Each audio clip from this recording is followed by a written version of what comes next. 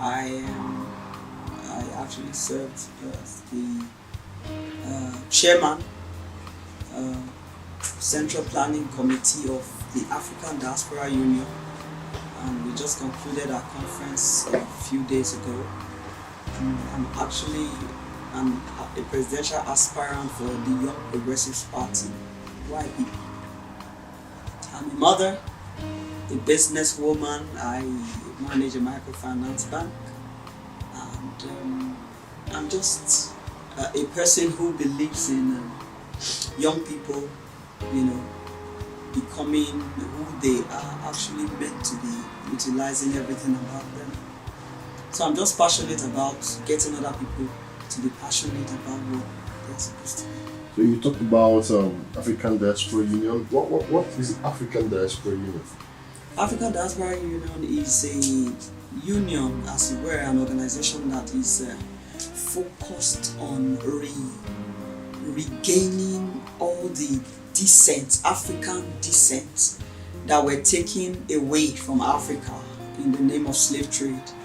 Some of us call it kidnap. Those who were kidnapped, of course, forcefully taken against their will to Europe, America, and all these places.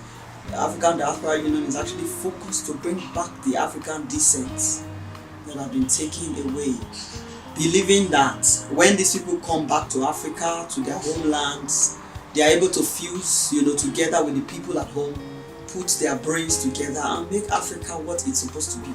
As far as we are concerned, in the union, we believe that Africa should be the greatest because we are actually very endowed. There is nothing Africa does not have. The human resources, natural resources, we have it all.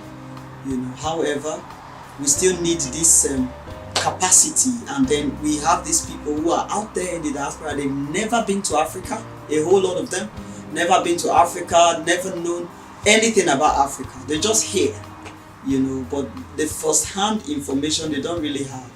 So we want to see how we can reconnect them back, at least pay a visit and see for yourself, and then you know that, okay, this place is my homeland. So it doesn't matter how bad, I meet it. I want to be a part of making it rise again. That's the focus of African Diaspora Union, AfriDu. So what is your role in African Diaspora Union as chairman? What do you do? Okay, for the chairman, I think my role just ended with the launch we did. However, I am the National Director for Women and Youth. That's AfriDu Nigeria. So that's my role. My role is actually to, bring that position of women and youth, position them properly for this task that we are about to embark on. As a person, I see my task very, very high because, when you're dealing with the youth and women, I think that's really prime, because once you are able to get the youths to buy into something, youths are passionate, and a lot of times with the energy the youths have, if not properly directed, you see that they just turn to become what society does not want. But so for me, I see myself playing a very strategic role in the sense that I have to, not only those abroad, even those here, the youth here, the women here, get them involved to know that, okay, there are people we have out there we are receiving. So I'm working at home and I'm working abroad as well, So this whole thing makes me call it task, because it's very tasking, as in for you to be able to connect with people, in their minds, and be able to get them to your perspective, to think like you and be passionate like you, to see what you're seeing. It's a whole lot of duty, if you ask me. I think, like we always say, racism may not end till the world ends. It will always be there. It's not about the Africans who live here, who migrated down to Europe or America. Even the blacks descent there. There's a level of, segregation. Which day did Obama become president of America? I mean, it's just a few years ago. Prior to that time, you had the blacks. There were places where you would not find a black in a community, in a whole community. Those ones are born there now. So it's not even just the ones who are here, who migrated from here there. Those ones were born there. So now you're asking, I think you're asking between the blacks there already as descents and the ones going. And well, I think it's just that mentality that, oh, you are coming from the village, you know, that sort of thing. And there's this superiority complex every one of them have. But I think over the years, it has changed a lot in the sense that they now realize that, look, there is no place like home. There's no place like home. Even if you see some of them will say, I'm an American. But they know that, look, I am really not an American. My ancestors were kidnapped and I became an American by, you know, naturalization or whatever. So it's not my choice. It wasn't my choice, you know, to go there. These guys were kidnapped. You know, so I think right now the narrative is already changing. Not just us now who are coming in. We have a lot of people in Africa who are already, you saw the American envoy that came in from the USA. He's so Nigerian now in his thinking that he can't wait to be home again, you know. So I feel that these people are somehow still, they are coming together. The fuse is beginning to happen. And then Afridu is really that catalyst that will make that, you know, task very easy. Because now our going there is to let them know, oh, look at your sisters, or look at your brothers. So before you even come home, stay home with them, you know, and then they begin to fuse. These ones who already know the culture, who already know everything about, you know, Africa, they are already teaching them even while they are there. Some of them, they came. If you see some of them, the way they ate our food, you'll be like, oh, it's like you missed this food all along, you know. And it's beautiful to just see that these things are changing, to just see that these people are actually absorbing the fact that we must come home. It's very interesting. So I believe somehow, some way, it's just a matter of time that perspective will change, of them realizing that, look, no, we can't be fighting our own blood, you know. We would be together and we would come home someday, and who else are you going to meet? It's the same blacks that are there you are going to meet. So anyway, I want to say that for them, there's nothing that is news, because everything is out there. As a matter of fact, most of them that came into town lately suddenly realized that, oh, I've heard so much bad things about Nigeria. I've heard some that, you know, when you're walking, you be looking at your back and ensure that nobody is trying to grab you. So they already know this information. So it's not like it's going to be a shock to anybody. It's not going to be a shock to anyone in the world. People hear news, the social media is out there, everybody is loose to it. And then, of course, it's coming back here to see if it's real or not. I think that's about it. Because as for the fact that they don't know, they know there's poverty in Africa. They know that there's insecurity. And of course, it's not something that is strange to them, because even there was a time in America that America was worse than Nigeria. In quotes, America was, in fact, it was deadly. There were very few youths who made it to become old in America at a stage. You know that. So, I mean, for them, it's not going to be a shock, because they already know. It's like, okay, they have been rather, maybe when they come, like, they are rather surprised that, it's not as bad as what I've heard before. Because it's exactly, I'm relating to you exactly what we experienced weeks ago. Some of them are still in Nigeria. They're not gone. They are touring different parts of Nigeria. Like, oh, I thought they said if I just step out, somebody is going to, you know, kidnap me, or, you know, all of that. It's not like kidnapping is over or it has been extinct, but at least it's not as bad as what they've been made to hear. Our own part is to, like, bring a few of them. Like now, in this our conference, we had just a few of them, but in the one coming up in September, we'll have thousands of them. Why? Because the few that came, they saw and they conquered, and then they are back home to tell them, no, this isn't it. The information we had initially is not really what we have. But then we realize that these people need help and they can be better with us coming to fuse with them. So I think that's the position of things right now. what we tell them, the basic message we tell them is the fact that Africa is their home, and any day, any time they can come back home. The truth is, like that saying goes, go east, go west, go north, south, home is always the best. Even though, well, certain nations have absorbed you and have taken you in, like, okay, I'm an American, I'm a European. We know you're not. You know you are not. You are there by naturalization, but this is your home. And like I always make an illustration. If a father, for instance, was kidnapped with 2 of his children and leaving the mother back home with another 2 of his children, the father will not be considering if there is security or if there is poverty or anything to come and rejoin his family. He just wants that reunion. So I think it's a two-way thing, and it's a win-win thing, because they are coming home to a homeland that would absorb them, receive them with what do you call it? For us, we are starting in Nigeria, giving them Nigerian passports. So you know that you are back as a citizen of the country. You are not just coming as a visitor, or maybe you are just coming to invest. No, you are coming home. So choose any part of Nigeria you want as your place. And some of them, of course, go to the extent of doing DNA tests to really get down to know. So basically, that message is clear. Come back home to your roots. That is the message.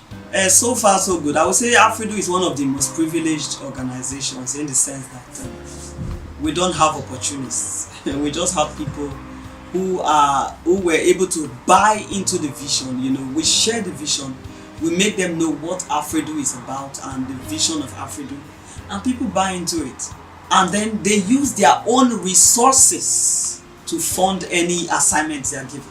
Afridu does not really say, oh, this is 10 million naira or this is $1 million, take. No, if there's an assignment being given to you, you fund it.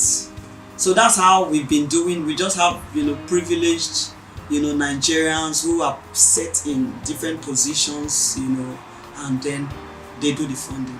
But basically, we know that it's going to change soon, because when these people have, eventually realize how so much, of benefit we are bringing to them, to be able for someone to take the pain and the stress, time, energy, to be able to bring you to reunite with your family, I think you owe that person a thank you. And if you are someone who is blessed out there, there's nothing wrong in sharing part of what you have with such organization or individuals. So for now, we don't really have one place where we are getting money from any government giving us any money. We just have these privileged individuals who have been able to buy into the vision of Afridu, and we fund anything that comes our way. We are not threatened by what it is. Highest point. I think that point where you meet, people that normally you will not imagine you would meet. That's, it's something that brings some inexplicable joy. It just gives you joy. Like I see someone like CJ, all her life, she has never been to Africa before, and then she's just looking at you and just telling you how much she loves you. Oh, I just love you.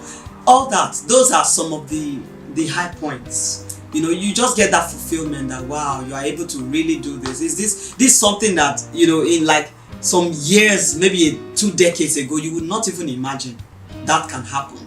But you seeing it live happening, that's really something to be proud about, and then something to be thankful to God for. Everything is coming back home. Everything they have, everything they own, if it's possible to move it, everything is coming back home. We know that blacks in these different countries, they occupy some of the highest, positions, so privileged, so blessed, mentally, spiritually, just name it. Look at a guy like TD Jakes. whose ancestry was traced to Umuahia in Imo State. Yes. Imagine how powerful a man like that is. And then of course a man like that is coming back home. You know, he's not just coming empty, he's coming with his entirety. You know, so that fact is a great knowledge that gives us real joy. Well, I'll say I've not really been fully into politics as a person. However, I've just found myself in a family where everybody's a politician, you know. So of course, I had this elder sister who was everything politics. And so I can say I learned from her, you know, I studied from her the antiques, everything, you know, the way she does her things and how she runs, how she connects, how she, you know, moves along with this, you know, some of these big sharks in politics. So I think over the years growing up, I've just naturally, you know, learned to be a politician, to just rule. My mother was a politician. She was always involved in one election or the other, and she always won. I've never seen my mom lose an election anyway, so I think I'm probably the first to have lost a primary election. We've never lost, you know. However, like you mentioned, presidential is actually a big one. It's not something you just wake up to. But the truth is, I run an organization that has branches in over 26 states of Nigeria and over 8 countries around the world, including the US, Canada, you know, some of our African countries around. And I see how from just directing in the platform, I'm able to position things and everything is running so smoothly, no stress, there's no wrinkle on me, you know, and it's fluent. So sometimes I think my coming in, it was out of anger, because I was like, okay, aren't there people that have brains that can at least rule? I mean, Nigeria is already blessed. So if you watch my declaration speech, I made a statement very deep. I said, Nigeria does not need a rich man to rule her. What Nigeria needs is just a man with sense. That's all. So even though I was a woman, I was qualifying myself as a man with sense, because with sense, every state of Nigeria has everything, you know. So I just thought of it, and you just need someone to coordinate things, which I felt I could do, and it's one of the reasons why I came out as, you know, to run for the race of a president of the country. Well, you actually lost at the primaries. Yes. What can you say are the lessons you've learned about the Nigerian politics? I think lessons learned. There's no permanent friends. That's one. And the truth is, you can do breakfast and lunch with someone, and then the next minute he's going to vote against you. So I mean, many of those things I saw, although it's not strange, because with my sister in politics, I already knew those things. But I actually felt that this time around, at the stage where I came in, which is 2020, that's 2022, right? That was 2022. Yes. I felt that Nigeria had gotten to that stage where people should go beyond just looking at, oh, this is not my brother, or this is my sister, or whatever. I felt that Nigerians should consider the fact that we need a man or a woman who knows what to do to save our situation. As at that time Nigeria was at the brink of breaking down. Nigeria was at the brink. Any little mistake, Nigeria will be so divided. It's not just these 4 people advocating for country you will see. You probably have 12 countries coming out of the same Nigeria. And again, Nigeria, from my experience, what I see is that the question of having good candidates is in the hand of the delegates.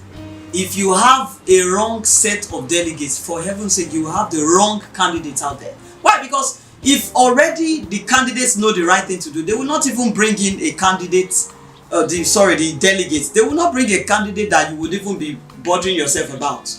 You'll be so confused about who to choose. Why? Because they've chosen the right people. But why we are not so confused about who to choose? You just look among 12 and you say, is this one? Why? Because they are so bad that you now manage that, okay, is this one that just managed to come out of them? So you are just choosing is it worst best or the best worst at the end of the day? So I don't even know what English to use to qualify it. So I think what I learned is really painful. It's so painful because when after the primary election, NTA came to me. One in particular, the presenter was like, "Tell me something." I said, "I'm not speaking." He said, "Please, just say something." I said, there's nothing to say. The most important thing is that I will give an illustration. And I said, if somebody plunges by mistake into the well and you discover that you're drowning, and then someone offers you a hand, will you not be saying, "Give me money first for me to bring you out"? You won't say that now. Your first consideration will be for me to stay alive, stay afloat. So that was the illustration I gave. I said, so they know what they are doing for you to go for money instead of the best. And at the end of the day, I was actually proven right. Well, they are very, very intertwined in many ways. But however, politics is just one profession. Do you understand? Among just so many professions. So you can be a leader, not necessarily having to, be a politician to be a governmental or maybe hold one political position or not. You can be a leader anywhere. You can be a leader anywhere. However, where it looks like it's the politicians who have the day is the fact that, for instance, becoming the governor of a state, automatically you are the leader of that state. And then you become responsible for everyone in that state, even though when you have bigger people inside the state that are there, you automatically become. So I think it's just so very intertwined that it's just like, okay, being the president of Nigeria, you are the number one citizen. It doesn't matter who is inside the country, you are the number one citizen. And as far as the law is concerned, you are the head and the leader of everyone in that country. Even though you have people who are more brilliant than you. I mean, we've had a situation whereby we have really, sometimes you ask if the president even has a brain at all to think. However, he's number one. Believe it or not. With your intelligence, your PhD and everything, you're under him. So, well, we can just say, going by the question, is very intertwined, just like I said. However, you can also be a great leader without being a politician. It's so, very possible. We have great leaders out there, religious, social, academical. We have leaders out there who are making waves, of course. So do you think Nigeria's problem is leadership or the way we play politics? I think it's leadership. Leadership. Because even the way you play politics is also determined by the leaders. What the leaders choose. For instance, if you have a bad INEC chairman, there's no way you are going to get any good election anywhere. So it's leadership. Not just Nigeria, Africa. Someone said we are blessed with so much human resources and natural resources, but cursed with leaders. How so strong that statement holds sway even up till now. Do you understand? So basically, the problem of Nigeria, the problem of Africa is leadership. Because if you have the right thinking man, things will go well. The truth is that people know what to do. They know the right thing to do, but they will not do it because there's probably no one who's asking any question. Like when we look at these institutions, dysfunctional. You would see a civil servant strolling into work by 12. I mean, it's just, but they know if they have a different boss, that same man strolling in by 12, he'll be there by 6 a.m. Why? Because he feels that he must not lose that job. So either way. So the problem, in fact, you can't overemphasize it, is leadership. If you have a good leader, why do you think a private, establishments are better? Why? Because they know that if you misbehave, the boss you would just be presented with a paper on the road. There was a young lady who was supposed to go to a conference with me. I'm bringing that because she works in a private, hospital, and she was supposed to take excuse from her boss, which she didn't. Well, I think she did, and the boss made a statement like, okay, let's see how it goes, which was not permission. it was like, okay, let's see how it goes. Maybe later I can consider. She went. By the time she came back, they stopped her from the gate, gave her a sack letter. But you will not do that in government establishment because they know that they can travel a week, 2 weeks, not be at work, and by month end you see them strolling into work to collect their paycheck. You know. So it's leadership at the end of the day. The problem of Africa, the problem of Nigeria is leadership. God help us. Okay, we've talked about the Monday, we've talked about political life. Can you also go a little about your personal life now? Okay. You know, as your mother, right? I'm a mother of 2 warriors. So how do you combine? How do you combine these roles? Working with Afidu, you know, leading, playing politics, you know, being there in the business space too. So how exactly do you combine all these roles? Oh wow, the same questions I'm faced with every day, because sometimes some people get online at 2 a.m. you see me still online. You send me a message, I reply immediately. I'm like, excuse me, are you a human being? Or, you know, but I just think it's how you plan. Okay, I think because as far as I'm concerned, there is no human being on earth that has an excuse for anything. The truth is, especially the men, when you even have a wife. I'm a wife and I still fulfill my wifely role. There's no point where my husband has complained, you know, of anything, because I try to meet up, even though not 100%. I try to meet up. So I think it's you being able to organize your time properly. I go to work in the morning, on or before 9. I'm in my office, on or before 9. Apart from Tuesday, that is my holy day. I don't come out, I don't take calls on Tuesdays, but any other day, on or before 9 a.m, except I'm out of town, I'm in my office seated, you know. And of course, thank God for, you know, the phone is there. You can do all your controls from there, you know. Of course, the family front, your children are in school. When it's time to pick them, somehow you organize, they are picked, they are home, and then their lunch is already with them in school, their, you know, dinner is prepared. So somehow it's just planning the time, because I run a ministry, like I just mentioned, where I'm always needed. In fact, that takes a lot of my time. And then of course the business side is there, so engaging, so demanding as well.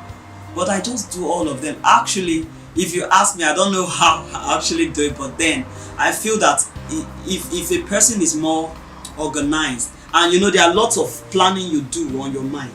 Even while I'm seated here and talking, there are some plannings I'm making that you are not even aware of. Because I know that, okay, as I leave here now, I know the next point I'm going to, I know what I'm doing there, and I know when next I'm moving from there to the next place. So it's just organizing, knowing your time. Don't waste time. People waste time a lot, you know, in unnecessary things. Like some persons can just meet somebody now and like, oh, where are you going? Oh, let me follow you.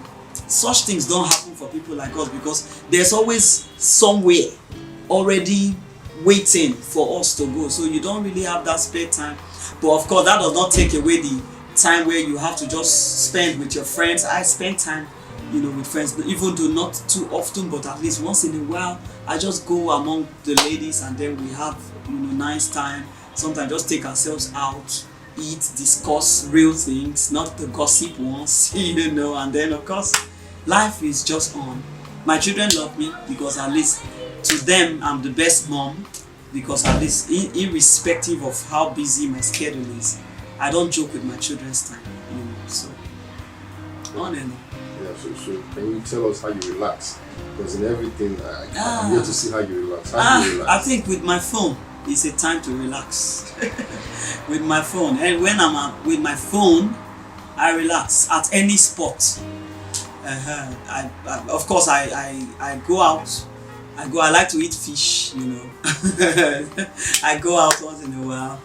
Can you share your favorite quote for us? If you want to inspire women who are watching you right now, say something. Okay, I would just say, just be your best. Be yourself. Relax, you know, and for everything you want to do, just make sure you are impact oriented. Even when you want to get, as a young person, you want to get a job, don't get a job because you want to earn money.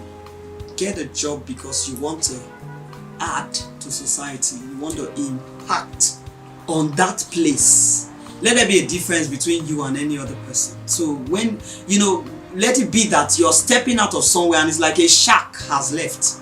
Something very big has left the space. Don't work for money. Work for impact. And I believe the life will never forget you. Any space you occupy, they would always remember you. That's how people grow. That's how people become really big, because you leave a space, that space is already fixed. You have fixed it. Do you know for your future, that space will work for you? The people there that you've impacted, they would eventually be the ones that will work for you. You want to become the governor of your state.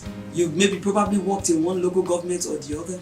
And before you know it, everybody, is it Sammy? Oh, okay, is it? I know him, I know that guy. The guy has been with us. And before you know it, they are ready, even without your knowledge. They are ready to be a part of your success, because they know that while Sammy was here, things were happening. He impacted us, he helped us. Even your boss, former boss, is like, wow, this guy, I'm going to do everything. He's printing flyers on his own. So just know, young people particularly, don't work for money. Work for impact. When you find yourself in an organization, don't just be a leech there to just collect. No, give. Because you are planting into life. Life will definitely pay you. Thank you. Thank you very much. It's a pleasure. My pleasure.